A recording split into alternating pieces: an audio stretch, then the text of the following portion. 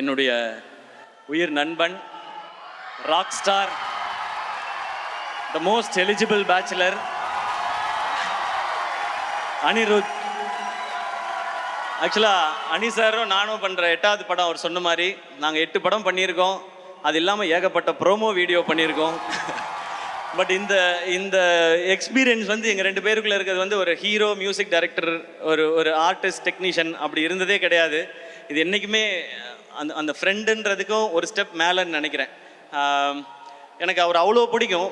எதிர்நீச்சல் hit ஆனப்போ நான் அப்போ அவர்கிட்ட சொன்னேன், சார் பாட்டெல்லாம் பயங்கரமாக போட்டிங்க, ஆல் காலேஜ் கேர்ள்ஸ், ஃபாரின் எல்லா பக்கமும் என்னை கொண்டு போய் சேர்த்துட்டீங்க என்ன. அவர் அவ்வளோ ஸ்வீட்டாக திரும்ப ஒரு பதில் சொன்னார், இல்லை சார் நீங்கள் தான் என் பாட்டை கொண்டு போய் பிஎன்சியில் சேர்த்துருக்கீங்கன்னு சொன்னார். எல்லோரும் கேட்பாங்க உங்கள் 2 பேர் காம்பினேஷனோட சக்ஸஸ்க்கு என்ன ரீசன்னு. இதுதான் ரீசன். நான் அவர் தான் காரணம்னு சொல்லுவேன், அவர் என்ன தான் காரணம்னு சொல்லுவார். பட் முழு காரணம் அந்த ஆள் மட்டும்தாங்க. நமக்கு என்ன தெரியும் பாட்டை பற்றி?